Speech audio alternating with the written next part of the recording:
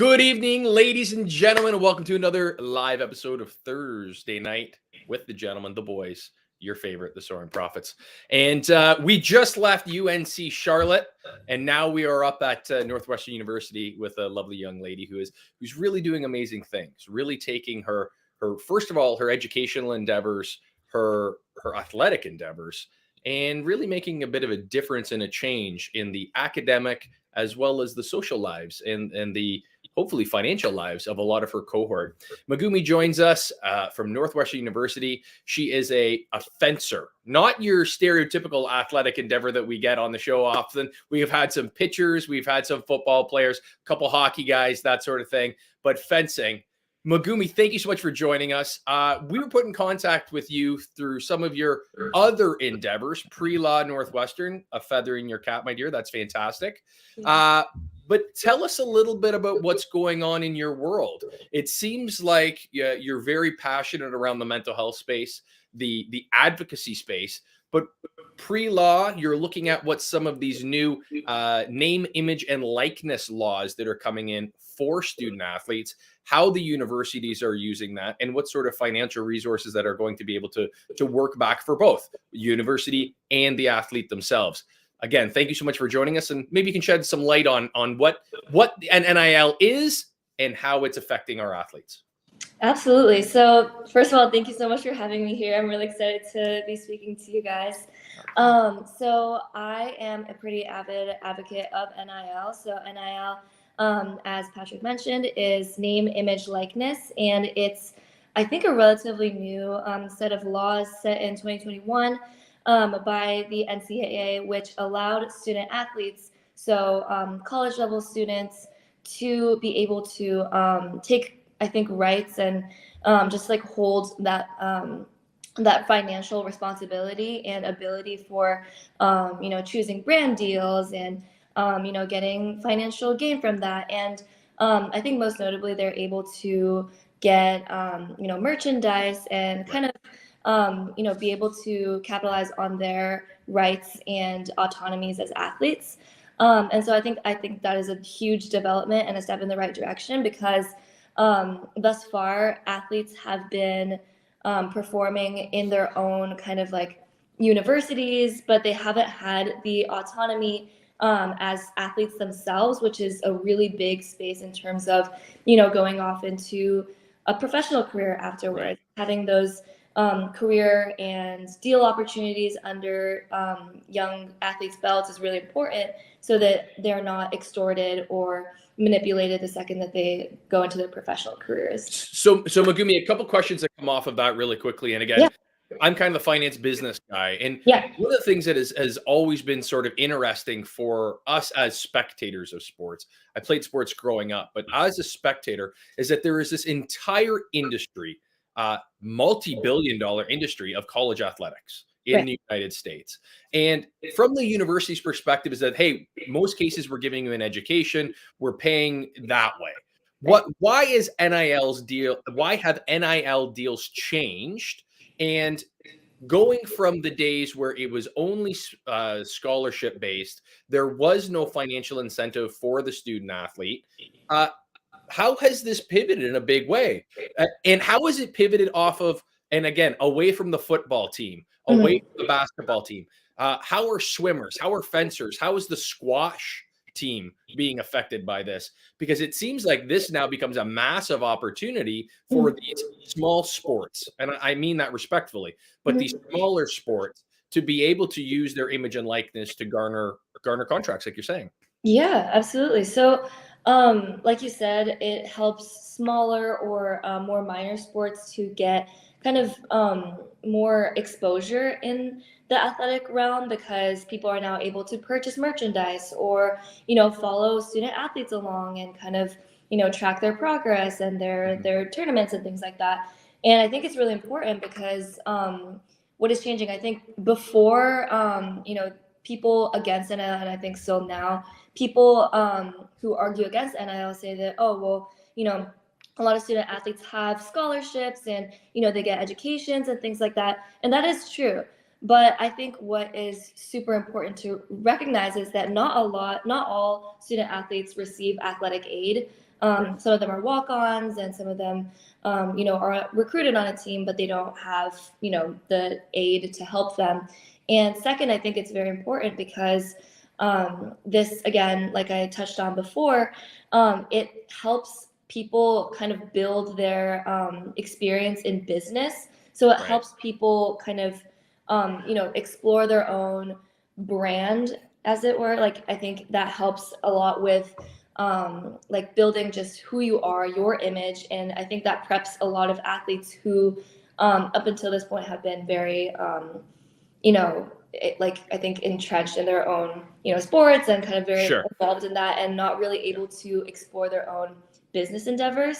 So I think being able so you're talking about agents. Yes. You're talking about different opportunities where before you were a kid that was like, and again, I say a kid, I apologize for that, but you were a student athlete, student first. Now you take on an athletic endeavor that is potentially life altering in a financial sense. What sort of additional pressures does that lead to a again, student athlete in regards to the academics? Are we losing sight of what that academic role should be in these institutions? Is that an argument for or against these NIL deals? It certainly is an argument against NIL deals that, it kind of takes away. I think one of the biggest arguments against NIL is that it separates student athletes from the broader student population, making them special, or, kind of just them receiving other financial means that other students are not receiving, which is a pretty valid statement if you look at it from an equality perspective. But I think with, the whole NIL, and people who are proponents of NIL say that it's very important for student athletes to recognize their own rights, because, even just being a student athlete, it's a lot of kind of, like, as you said, just time away from academics, and it requires a lot more balance in terms of, balancing academics and athletics. And I think NIL is a really great space in order, even if people aren't, in business, or that's not their major, it's still a really great way to learn as you're still an athlete. So it's not, I think for a lot of sports, and, as NIL is starting to, build and evolve, I think it's a lot of conversation about, how do agents come into this? How do individuals come into this?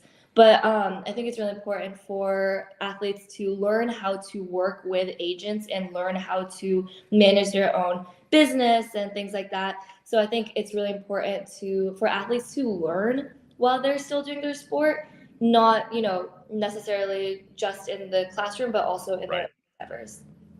What is the baseline for this? Like, what was it before, pre this? And why was it a problem the way it was originally? Like, what was the issue that was happening that this solves now?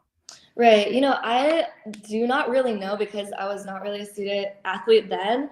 I think these laws, again, came into, play in 2021 in the NCAA. But before, from what I can understand, NIL was something that wasn't really even a thing. It was a lot of, as I mentioned before, universities who had student athletes. And for example, it would be student athletes in major sports who were getting a lot of publicity, but weren't able to capitalize on that themselves.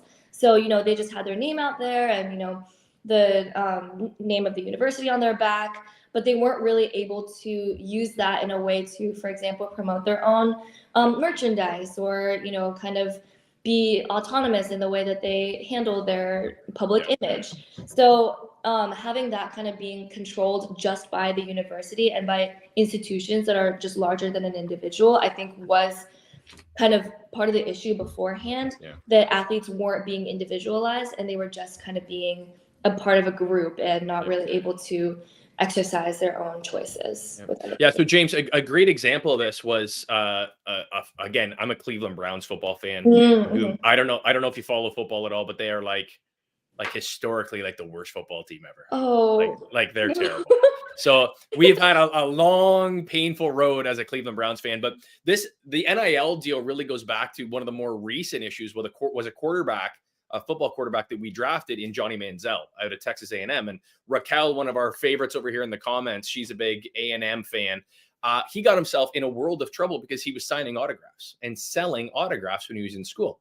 And NCAA came over, wrapped his knuckles. It was a huge thing. And it was common practice. It was happening everywhere. Right. It was just a problem in this instance. And this guy had some other issues that were going on in his life, and it became the issue. But now, why should this 21-year-old athlete not have the opportunity to sign cards, sign baseballs, sign footballs, and sell them and do that? But that was seen as a breach of his contract, and that was a massive problem for the NCAA. He goes off to the NFL. We draft him in the first round. And he was a total bust. So anyways, that's my little take. That's my little take on NIL and that kind of deal. But it's a very interesting aspect. So yourself in fencing. So how does it, I don't want to get stuck on NIL because I think you're so much more than NIL, but you're into fencing, which is again, not a sport that, you know, you're going to watch on ESPN this afternoon per se, maybe ESPN 3, you might get it on maybe 3 or 4, you might get it in there, right? Yeah. But first of all, how do you get into fencing? Like, where does that passion come from as a young lady? And then, like, are you doing well this year? Like, what's going on? How are you making out? So I was terrible at all the other sports, and I don't mean that lightly. Like, I think the first. That's a good reason to take up fencing. Yeah. That's how I do all life. I am so athletic. I'm going to run with a sword. Like, let me run with sharp scissors.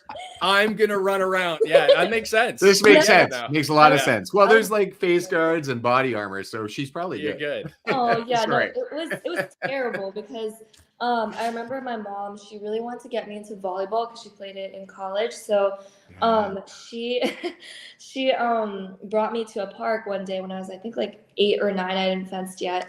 And she started to play volleyball with me. But then she was like astounded by how bad I was.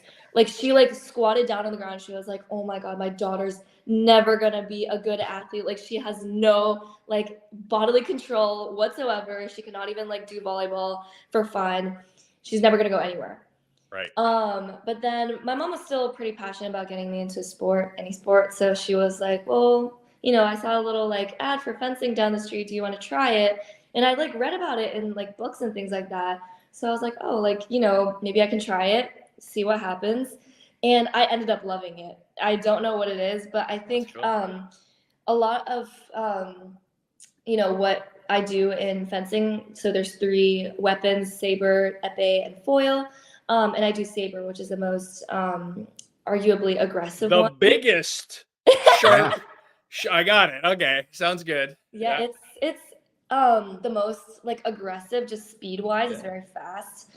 And yeah, I've just stuck with it ever since I was 9, and now I'm 20. So yeah, it's been great. I got recruits to Northwestern, and which is not a feat in itself. You know, again, top 10 universities. What are you studying at Northwestern? I'm studying English and legal studies on the pre-law track, and yeah, I think it's hard, definitely balancing, you know. And how was the SAT? How'd you do? The SAT? Oh gosh, I'm just kidding. You don't have to give anything away. No, no. But how do you do that? How do you, like, because you're in a high level competition. It's not like you're just like on a Sunday going out with friends and throwing around a saber. You're actually in high level at competition. How do you balance that with law? Like, I don't even understand. I can't even comprehend it. I went to school. I did know sports while I was at school. Well, I did a little karate, but I have a yellow belt, so be careful. I am dangerous. I haven't legally signed up my hands, registered my hands, but you know, we'll talk about that later. No, but how do you do that? Do you have any like tips or tricks about how you mitigate? Because I know with me, sometimes when I love something, I'm passionate about something, I get one-sided and I may just like do too much in that area. So how do you mitigate that? Absolutely. So definitely time management. Every student athlete talks about it, but it definitely is a big part of our lives. And I think one of the biggest like challenges that I personally face is like kind of, you know, there's a lot of student athletes out there and whatever. And I think there's a lot of just like pushback from like STEM because it's a lot of like, oh, well, we have it harder, you know, we're doing like STEM and we're doing whatever, like labs and things like that, which is great, wonderful. But then they kind of like come for the humanities and they're like, you know, you just write essays and like you just do creative stuff, whatever. But I think it's so important that you know, law and, you know, things like this and the humanities is what actually kind of builds what we do. Like the essence of like student athlete and sport is that, you know, there's institutions and there's laws and there's rules and there's things like that. And so I think, you know, without laws and without rules and without these regulations, the whole thing would fall apart. So I think that it's, you know, I think that's kind of what helps me in a very odd way balance what I do, you know, in athletics and academics. I'm thinking, you know, like academics is what helps me power my athletics. If I understand what is going on in my academics and if I have a good solid foundation in that, then I'm going to be able to apply that in my own athletics, you know, not just like skill wise, but just interpersonally with my coaches, how I interact with people within the sport. I think that's just like a good foundation that I have for myself through my academics, which is not something I expected at all. Yeah, well, so it's totally true because I have my godson, one of my godsons is in business, and his job is to find a sales team. And he says it's a no-brainer when someone walks in and says, I did sports in university or I did sports in college, because that means they have a competitive edge and they're hungry and they want to fight and they want to be successful and they know what competition is. So they walk into the room and they want to be the best man sitting at the table, and you can't teach that, is what he says. He's like, you can have a great personality, but if you don't have that competitive edge, you're not going to be a great salesman. So I would imagine that's the same in law. So how do you think your competing in sports carries over into law? Absolutely. Yeah. So I think that in I think just again, like you said, athletics, it's really important to have that competitive edge, and especially in my discipline, fence or saber in fencing, it's again very aggressive, and you kind of really have to go for what you want. And I think, I think in law, you know, to kind of state the obvious, you know, lawyers are, you know, kind of notoriously hungry and very like competitive people. And so, you know, I feel like that sets up a lot of, I think, just experience in something that could lead to litigation or, you know, disciplines like that. And I think also just being able to work in a team, that sounds very cliche, but I think just being able to build interpersonal skills on a team is really important because, you know, up until this point, you know, I've interacted with a lot of people, you know, in high school and things like that who aren't part of like a cause, who aren't part of a community. So they don't do like clubs or sports or anything. And I think it's really important for young people to, you know, it doesn't have to be a sport, but just somewhere that you have a community and a group where you learn how to interact with people and learn how to work in a team.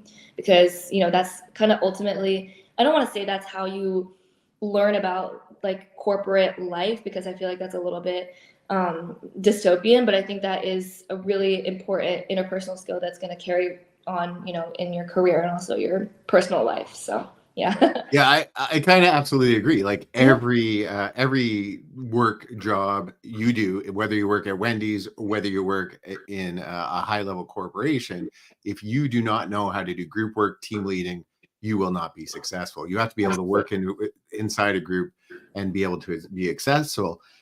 But so law would be very mentally demanding. Absolutely. But so is Sabre. Right. So how do you prepare for a competition for that mental demand? Because I know, like from my acting days, when I was about to approach the stage, I almost felt sick, flu-like. I wanted to vomit. I was terrified. I wasn't sure. I'm sure that sometimes there's a bigger person that's standing in front of you and you're like, I don't know. Or, you know, that maybe they have a name for themselves. How do you prepare for that? And how do you deal with that kind of mental pressure before an event?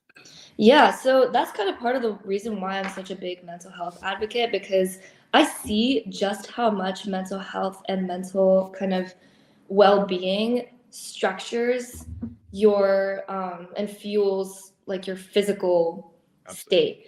because I've seen and experienced myself how, bad mental state, like you said, like kind of like that nervousness or that feeling of not having confidence in yourself. I think that I've seen and felt it. When that feeling kicks in, success is going to be very difficult to attain, because you're already kind of doubting yourself and you're kind of down on yourself, and you can only imagine what that is like in sports. Think about it in like in the real world, in let's say the quote unquote real world, in interpersonal skills at your job, just out and about. I think it's really important to have that like kind of routine for yourself and really know yourself and how to manage yourself, which I think is also a big part of that, like building your own brand. I've seen, I think in athletics, I can really only speak for myself, but people have said that I'm a pretty like aggressive seeming person, and I seem very like, I act very confident when I'm fencing, but that's not the case at all. I'm like inside, I'm like, I'm actually about to cry. I'm nervous. But I've seen other people with a sword. Yes, with a sword. That is. I keep coming back to yeah, this. it's an antithesis. You got a sword. Yeah, I realize that's paradoxical now, but Crying in the corner. I with the think sword. that Yeah, it's I've seen people who have really good control over their mental health and their mental state before fencing, and I think that is because they understand who they are and how to manage themselves, which I think in an individual sport, really speaking from my own experience, being in an individual sport helps you kind of navigate your own mental well-being, Right. because it forces you to kind of spend time with yourself, prepare with music or food or a drink or whatever it is, to kind of really lock into that mental space. And I think that, again, like I've been saying, it carries on to all aspects of life, not just athletics or anything. So Megumi, you bring up a huge thing there about that mental health piece, and you're doing so much in far as that advocacy piece. Yes.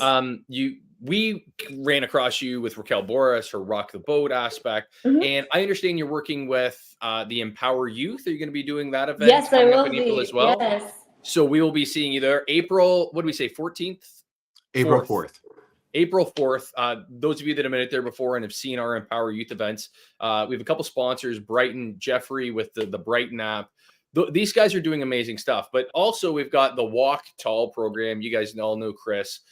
Again, another fantastic platform that's spreading light, and kind of in light of some of the things that have been going on in our nation the last little while. There's a lot of people that are out there that need that advocacy. They need someone to speak for them because they can't speak for themselves. And by allowing people like yourself, Megumi, to raise up that voice is such a powerful thing. But you brought up a piece there about body image before we were talking in the green room. But my daughter was a competitive gymnast for years, and now is a rugby player and volleyball player. She is not allowed with the sword. I won't allow that because I would end up in serious trouble. Because my daughter's like 5'10", so like we wrestle and all that kind of stuff. So if she had anything like more than like a pencil crayon, I'd be in trouble. But she already pins them down. So yeah, I'm done. She already like pins them to the ground and like makes them like gives them Wow. noogies and stuff. So no sword. Yeah. Exactly. It's terrible. Yeah. But one of those things that my daughter went through was when she was a gymnast was that she went from this 5 foot nothing to 5'9", 5'10" in a year, hitting puberty. And you go from a very petite athlete sport like gymnastics to now she's 13 years old, 12 years old, and she's just grown like crazy. And we had a sports psychologist that came in and was working with her team. Gymnastics being a very individualized sport, however, in a team dynamic. You work together as a team, train, and then pray that they fall off. It is the worst sport ever, but it's true. You train all year long, and then you get to the finals of the provincials, and you're like, I hope you break a foot. Oh. I don't know. Yeah, whatever it is. I hope you run with a sword. Yeah. But we had a sports psychologist come in and talk with these like athletes. And I asked this question very point blankly. How do you keep confidence in these, especially young females, right? The world is putting all sorts of pressure on them. But how do you keep that body image, body positivity for these young people? we have TikTok, we have Instagram, we have all these things that is supermodel body imaging that is supposed to be what it is. And Megumi, you remember what you were like being, 13, 12. I remember what I was like being 12 and 13 years old. You're not that, because you're going through puberty. Everything is weird, all that sort of thing. What do you, as a student athlete, again, now professional athlete, for lack of a better words, there's all these opportunities out there. What do you tell that younger generation of athletes coming up about body image? How do you advocate for them? Especially now that you have to do that social media piece to sell yourself as a young athlete. Right. It's definitely complicated. I've had young athletes come up to me, at tournaments, and them saying, your advocacy is really helping us. I love that. Because, that's amazing. It's great, because it's amazing, I think, to kind of have that community of women, especially because there's so much, again, societal pressure in, just the athletic realm. But I have written about this, and I've talked about this on a bunch of different platforms, but surprisingly, one of the spaces that I found the most confidence in was biology class in junior year, which is going to sound really wacky, but there was this one day where, we were on remote learning, and, I was kind of dozing off, not really listening to my teacher, but, we were learning about anatomy, and, our teacher was pointing out a bunch of bone structures of a bunch of different animals. And she was saying, all of these animals have different bone structures, but that is because their bodies fit different functions. So structure fits function. And that really stuck with me. I didn't expect to, have a eureka moment in biology class about my body image, but, being in a place, junior year for me, it was COVID, and I was seeing myself and my face and my body like way too much in the mirror at home. And I was really struggling, and I knew people out there were struggling too. But I think really that sentiment of structure fits function, your body is like built to serve your purpose, really, really hit home for me, because I think, if we take social media and like supermodels and all those people that we kind of lionize out of context, that, we think, oh, our bodies aren't like that, but our bodies don't function like that. We don't, perform the same activities that they do, which is, it's different, but it's not any better or any worse, right? So I think that is, if there's one sentiment that I could put out to every young person, woman out there, I think it's that your body is structured to function the way it's supposed to. So that is a very, really weird biology moment. No, I love but, yeah. I think that's fabulous. Like, it makes a lot of sense. Like, I'm never going to be a jockey. Even when I was 4 years old, I wasn't the size of a jockey. I was huge. Right. It's not a thing. Horses don't want me on their back anyway. But like, I'm also not going to work in small areas. My lung capacity probably isn't. That is arguably the funniest thing you have ever said on this show. We've been doing this for a year and a half. For you to be like, I'm never going to be a jockey. That is the funniest thing you have said ever. It's true. In case you're wondering, my jockey days are over.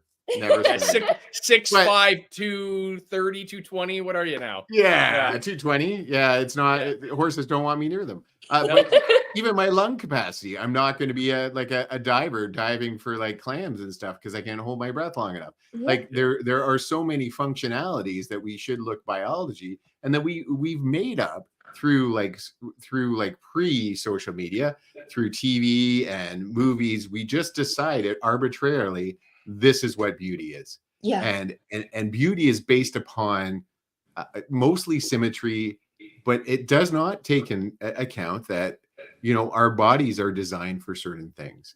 I personally could be a Viking. I could go raiding. Personality wise, I could not, but yeah, I have the body type of a raider. I also can run long distances, maybe with a sword. I don't know. You should try it out. Maybe I'll come down. You can show me how to do it with the saber.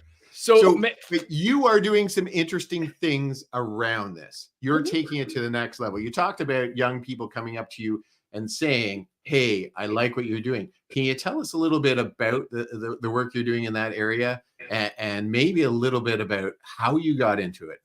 Like you talked about your body image, and that kind of led you that way, but how did you get into the more of the role of being that mentor? Right. So I think, again, like kind of how I got into it was my own insecurities. In, I want to say like junior year of high school, my body's still growing. I still have like acne and, things like that. One of my very close friends in athletics, she was kind of this, you kind of have this like voice in your head being like, oh, you're not good enough, or you're not good enough. Sure. That voice for me was at practice every single day telling me, oh, Megumi, your legs are so big, your arms are so big, you look like a man, just things like that, and saying like, oh, like you have like a pizza face or whatever. And it can be kind of like, she knows you have a sword, right? Right. But she also had one. It's kind of common ground. But yeah, I think that was, we kind of see it in like all these kind of kitschy, shows and movies and high schools being like, oh yeah, this is just like locker room banter. But that really does affect people. And that really did kind of make me spiral, thinking, oh, well, I guess I'm not good enough. I guess I'm not pretty enough, whatever. And I just didn't really realize that, these manly shoulders and manly legs are what helped me succeed. And these are what helped me, get to the places that I want to be. And so I started. Am I missing something? I'm missing it. Like, that's what I'm thinking. What the hell are you talking about? I have no idea what you're talking. Like, it was one thing when she said it because she was being a bitch in high school. But when you're like, but these manly shoulders, I'm like, it's like you actually believe this is true. I got nothing. Yeah. Oh, that's wild. Because it's not. It was wild. So it was, again. But it's not true. You don't have manly shoulders. You know this is a voice in your head that has been planted there. Like, so when I talk about this on Soaring Profits all the time, I was a heavy child, and so I have these voices in my head that I'm a fat man. I am not a fat man anymore, but I still will look in the mirror and hear that voice. Absolutely. So I hope you don't look in the mirror, because you're a beautiful young lady and you're very feminine. And I do not see you, nor does Pat. That's why he's laughing. We do not see you in that way. So I hope that voice goes away. Anyway, I interrupted. So you had this voice in your head that made you feel like maybe you weren't feminine enough. Yes. So I think that is a big part of sports that nobody really talks about, that, women who do sports are inherently kind of seen as more masculine, or kind of put in this, this mold of you have to look a certain way. You have to kind of pander to the, feminine side of yourself while also being a strong athlete, which is like it's so weird. Like, why do we have to, do that and, serve both sides? Like, that's so strange. Just be like, why can't we just be ourselves?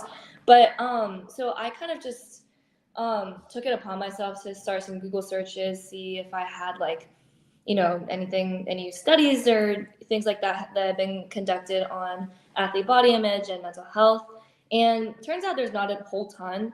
And so I just kind of was like, well, if I'm able to, I hope I can start doing like my own research and things like that. Still working on that. But as I started to do that and started to kind of ramp up my own research, I started thinking, there's not enough people out there that's talking about it, especially not young people. It can be like, researchers in lab coats being like, mental health is important for athletes, but, it's really important for somebody young and somebody, in the sport who is actually, being affected by these things. So I started becoming an advocate and wanting to really put myself out there.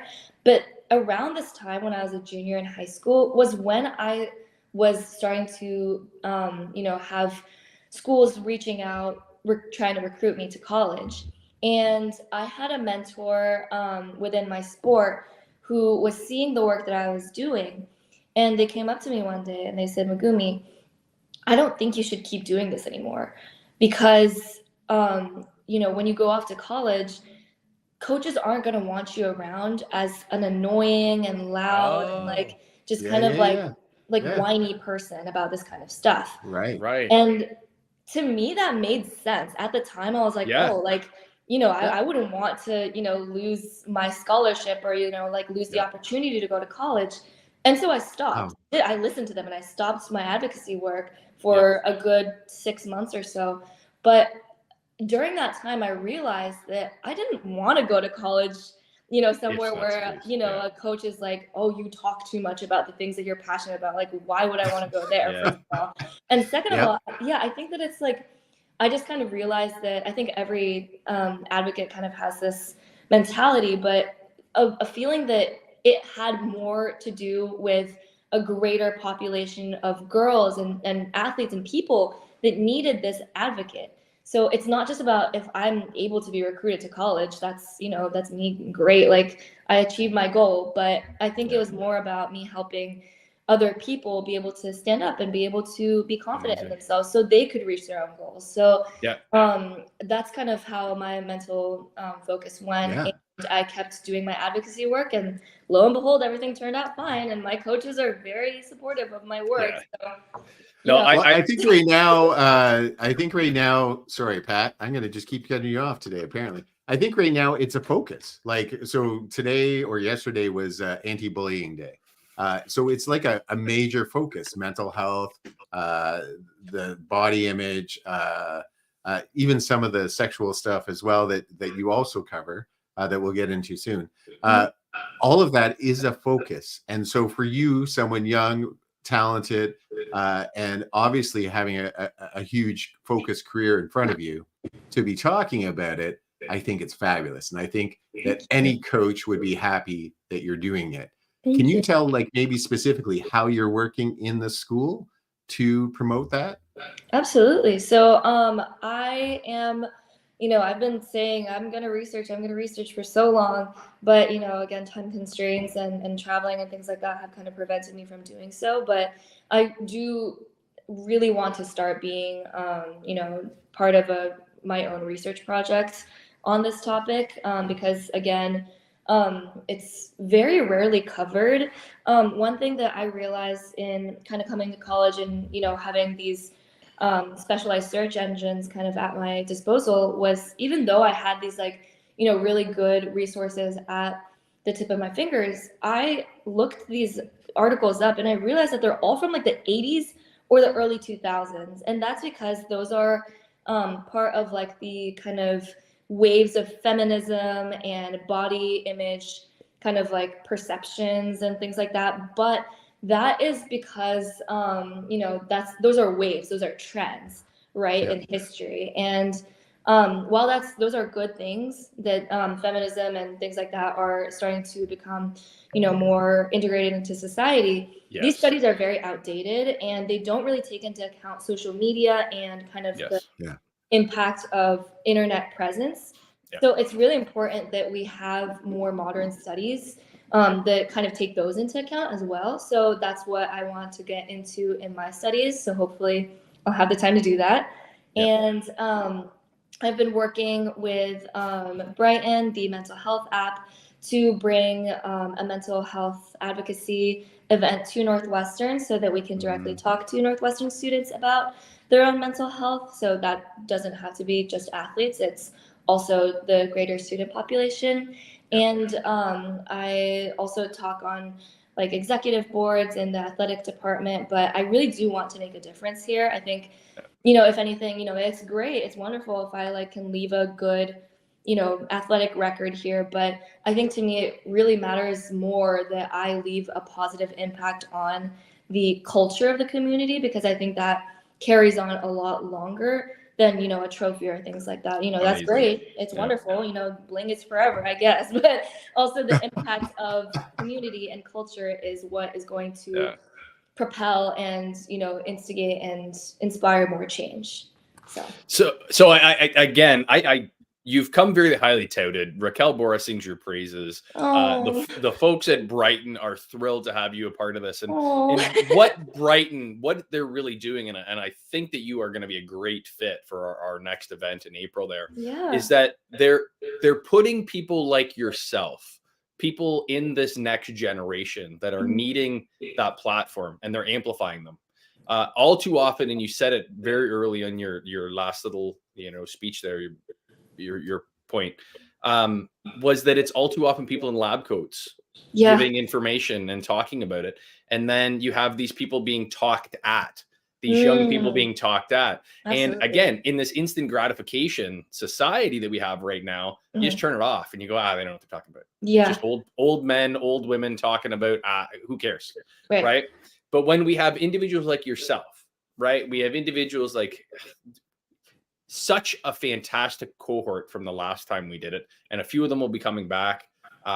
We just did a financial fitness episode with one of the gentlemen there. You'll have to catch that next week. Yeah. But all of these people are really doing amazing things. And I don't remember a time when I was your age. And again, I'm not that much older. Like, I'm not James or anything like that. But like, I'm not that much older. But that's but that sort of thing. I don't remember the advocacy the same way when I was a kid. Like, I just don't remember that. But I did have a question. So we had one of our followers here, one of our profiteers is from Japan, and he's here in the comments trying to figure out exactly how trying to derail the meaning of your name. Now, is it blessing? Yes, it is. There you go. There you go, Zed. There you go, pal. Now, he is also a lawyer, graduated from Syracuse University, from Alabama, went to see, I don't know. Now he's in Japan. He found a beautiful, lovely Japanese woman and now lives there. And he makes paper. It's crazy. That's him down that we just popped up there in the bottom. We actually love Mark. He's in the green room right now. Yeah, he's in the green room. We got a joke going with him. But he's a fantastic guy. And this is a dude who really is a really cool guy. We've had a great opportunity, but he was lighting up the comments there. But one of the questions he wanted us to ask was, what state? So you're in Illinois, right? Northwestern Illinois. Are you going to write the bar for Illinois? Where was home for you? So I went to school in Illinois, which is further away from where I am. So I'm from Portland, Oregon. So Northwest. So yeah, I think let's see. We'll see. I'm still a sophomore, so there's still a lot of time. And obviously, one thing that I was very shocked about with the lawscape is that it's really imperative to like do your research to see where you want to take the bar, which is like, you're thinking like, oh, which school should I go to for the name or whatever, but it's really important to see where you want to take the bar, because it's for a lot of states. I don't exactly know the rules around it, but you kind of have to stay there to practice, and then if you move, you have to retake it. So we'll see. Honestly, I don't really have an answer for you at this time, but I think I do want to be in a place where I can practice what I like, and that is going to be like supported, if that makes any sense. So I want like my advocacy and my kind of fighting spirit to still be reflected in my career. So hopefully I settle in a place where that is supported, and I'm able to find a job. So well, I think you have been an absolute blessing. I think Northwestern is very lucky to have you. Thank you. Megumi, I want to thank you so much for joining us tonight. Yeah. We're going to see you again in April. We're going to be thrilled to have you here again as a panelist for doing the Brighton project. Profiteers out there, you know what we're doing. I want you to I want you to subscribe. I want you to share this sort of thing. We are bringing these youth in a platform where they can get some limelight. Like Megumi, did you have like ESPN interviewing you tonight? Sorry? Did you have an ESPN interview tonight before you came on with us? Nope. No. So what we're trying to do is shine light on these amazing youth, right? We're trying to give platforms for people. And I'm not saying you need us by any means. You're doing amazing things, and I'm super proud of you. And you are a beautiful, brilliant, you are going to go places, kid. Thank you. I'm very excited to see what's next for you. But for us profiteers, again, when you share this content, you're giving people a platform. You're giving people that otherwise probably aren't going to get some limelight. And it allows us to, like the banner says, unveil those stories of champions. And Megumi's going to have to end up winning a national championship maybe next year in fencing. What do we got? Hopefully. We'll see. I like it. From me, folks, I want to thank you for joining us again. Help us help these people. Follow, share this with your friends and family, and that helps us grow. And it keeps us coming back every week. From me, folks, let's make some money together, guys. James. Absolutely, Megumi. You're amazing. Pat is right. You don't need us at all. Oh, But what we try to do here is what we're trying to do is reach the other people who do need us. There are people out there watching this right now that maybe feel insecure about their body. Maybe they have those voices in their head that I'm too fat, I'm not pretty enough, I'm not, I maybe I look too manly, maybe I look too feminine. And here comes this beautiful, talented, saber wielding woman who is an advocate for that. And you can spread that message, and those people feel seen, feel heard, feel identified in the community. And that's what we're doing. And that's why we want to unveil your story, because if someone else can see themselves in you, they can see hope, because you are obviously a successful, wonderful woman changing the world. And although you're unsung, you just keep on going. And the whole time we've been talking, you have been downplaying how incredible you are. Every time we ask you about winning a championship or being great, you're like, well, maybe. And it's a testament to the wonderful woman you are. And I really appreciate you coming on. When Rock the Boat, Raquel Boras tells us anyone should come on our show, we know they're great. And once again, she's right. Absolutely, Pat's right. At April 4th, Empower Youth. We're going to have a great show. It's going to be wonderful. We're going to have some young people come and share both their talents and their knowledge in specific topics. We're very excited to promote mental health. You all know that mental health is near and dear to my heart. If you're not being seen out there, if you don't have a community, there's some simple steps to that. Find out what you like doing. Whether you like sewing, whether you like drawing, whether you like walking around with a big saber, there is a community for you, and they're out there. And once you join that community, make that first step, they will embrace you. It's unbelievable. I didn't know how to run, barely could run 1 kilometer. I joined a community here called Runner's Life, and they have embraced me, and they encourage me constantly. It's amazing how much encouragement and how being seen makes you feel like you belong to a society. And that's what everyone who's suffering from mental health out there, number one, I think that's what you need. Please join us every Thursday night at 9, because we're going to share these great stories. And please like, share, and subscribe, like Brilliant Beam has been toting over and over again. We love you all, and I deeply mean that. Let's heal our minds, bodies, and souls together, because that's what the world needs right now.